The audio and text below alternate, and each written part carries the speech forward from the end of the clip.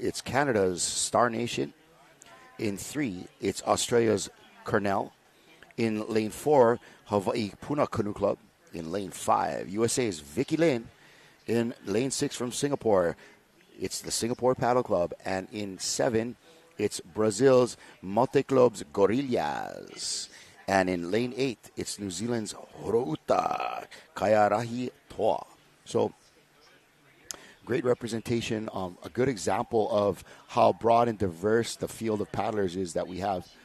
And we're getting ready to come on up for our first race of the day, and you can see what a beautiful day it is. Sun is shining.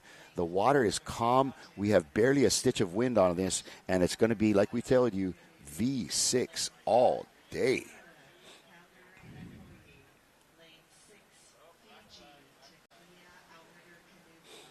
I've been really impressed with the efficiency of the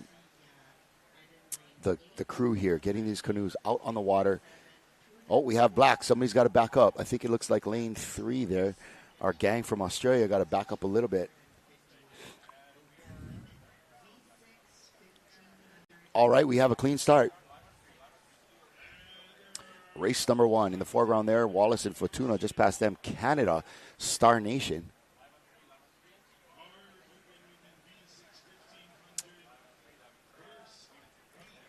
Been seeing a lot of that Wallace and Fortuna gang here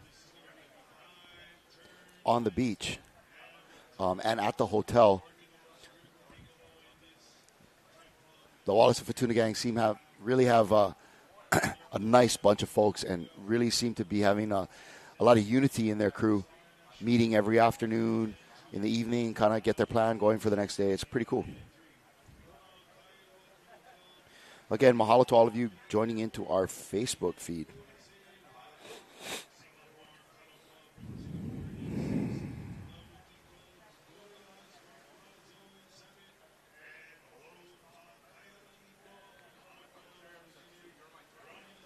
We got Bridget Peters saying, "Go Star Nation," all the way from the Valley.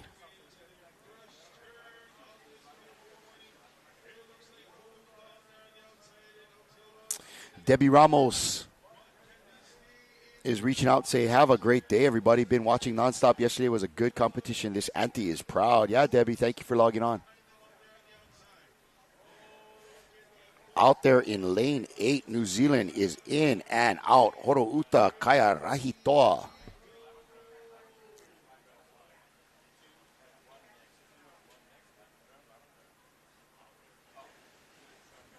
Man, New Zealand had quite a turn. And right next to them, in lane 4, I think that is. Yes, that is Hawaii's Puna Canoe Club from right here on the shores of Hilo Bay. Lane 1 there, Wallace and Fortuna.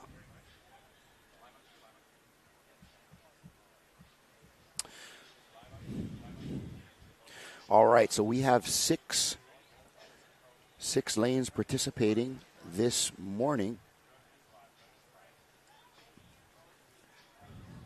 Sorry, 8 lanes participating, but 6 heats this morning. And we're looking back to our sheet. And we are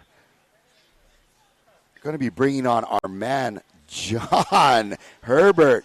I got to see him last night. Made my day. But today we have 6 heats in this race. And so first and second place will make it to the semis right away. And then the others will be entered into a repechage. And John and I are going to be conversational this morning. Oh, so true. You know, this is 1,500 meters. This is 5 turns. Yep. And you can see this field will be spread out over quite a bit of the race course, because we are in the heats. And so there are some of these crews that are just fantastic at turning these. And speaking of, it's your gals over there from New Zealand, Horouta Kaiarahi Toa. They are having a great race out there in lane 8. Absolutely. Horouta, Kaiarahi Where are they Toa. from? They're from Gisborne.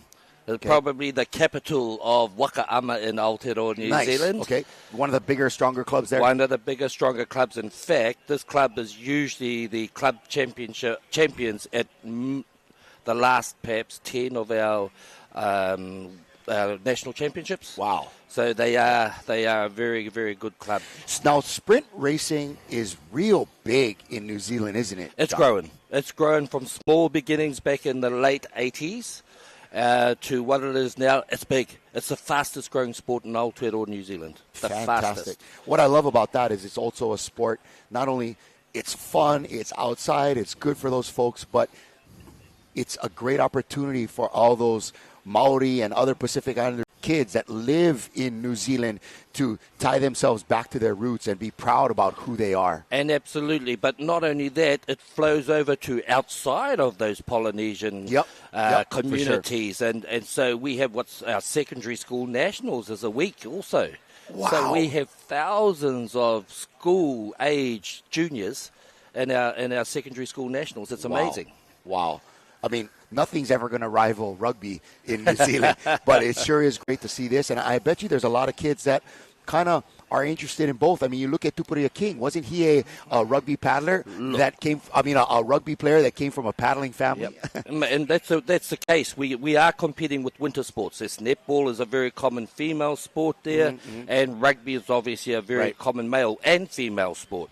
And believe me, the women in rugby are doing fantastic too. Oh, yeah, they just won the sevens out there in the Olympics. In fact, Tupuria's wife was one of those gold medalists in the sevens. So, as they get around there, so you can see. There's Horouta again. How good is that turn? Kissing that flag. You cannot ask for better than that. You cannot ask for better. That is a clinic in how to turn around.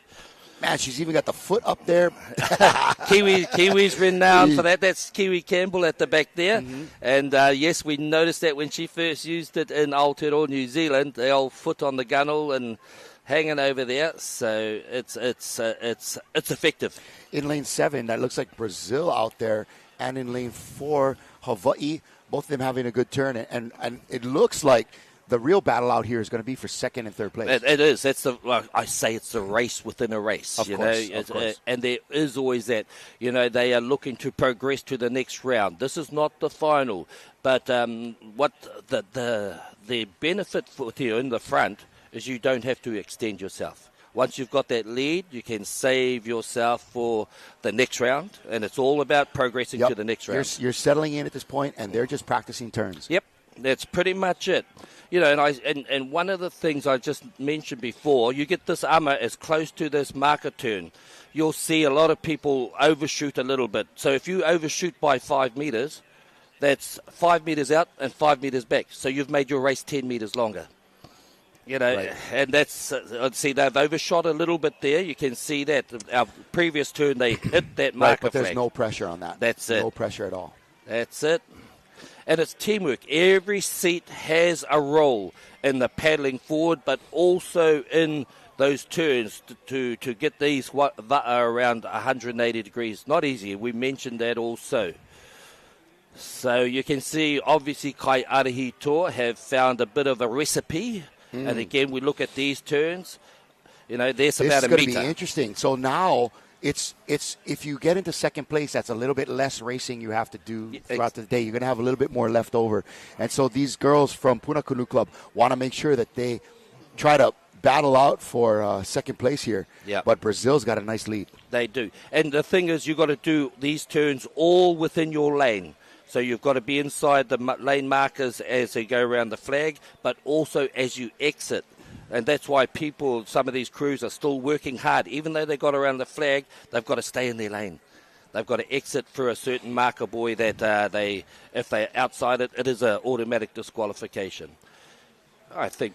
And here comes in lane 8, Horouta Kaya Rahitoa. What is Kaya Rahitoa? Kaya Rahitoa, I guess it's about...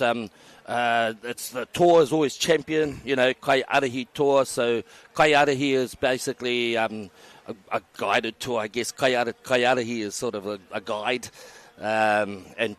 so that's not another team. They're basically just the Horouta girls. Yeah, Horouta girls. They are or ladies, should we say? I've got in trouble for that before. Oh, my bad. Yeah, Wahine tour. Yeah, Wahine tour, no doubt about it. And then you can looks like the outside lanes are running. At least they would make it look that way. Yep, and it is. And certainly they have today. It'll be interesting to see the trends over the rest of today, because we've got a lot of 1,500 and 1,000-meter three-turn races as well. It did seem a little bit like in the afternoon yesterday that the inside lanes were kind of running a little better with the high tide. Yeah, and you know, I talked but to it's the local. open ocean, right? Yeah. You can't help it. It is what it is. The lanes are set, and if on some races certain lanes are better, that's just the luck of the draw. And it is exactly that. I've talked to some of the locals here who know the currents there, rivers that come down. In fact, across there at the bridge there is a current that flows, and depending on what's happening in the ambient conditions, it can affect, you know, currents on the water. Absolutely. This is in lane 3 from Australia, Cornell. Cornell. Again, a club in Cornell there in Australia. So, again, John, you are originally from NZ, from New Zealand, but now residing in Western Australia, is that correct? Perth, Western Australia now. I got it wrong yesterday. I thought it was Brisbane, but it's Perth. Perth, I'll remember. So, very much Perth, Western Australia. Of course, it takes longer to fly across Australia from Perth to Sydney than it does from Sydney to Aotearoa, New Zealand. So it's a pretty big sort of island. Yeah, it is. Yeah, it is. A pretty mighty island. But yeah, I enjoy living across there, but I always, every year, I'll return to Aotearoa, New Zealand for the Nationals and do what I do, as in the commentary. And I enjoy that. I'm grateful to be here. We're stoked to have you, man. It's been a great racing. I think this is a pretty nice venue for this type of racing. I know there's a lot of paddlers, whether they be from Canada or some of these other places, that aren't used to what they consider this to be open ocean, but this is not really open ocean. For us, you're in a bay. This is like as calm as it gets, but this pretty much is what folks are used to here. And as we enjoy a replay of race number 1. And you can see there, Kaiarihi Tour got into their turn first. That was the first turn, was what we just saw. They had a lead on the straight. So if you get that balance of straight line speed, but also technically get around these turns at really efficiently, you are halfway there to doing well. And so being a longer race too,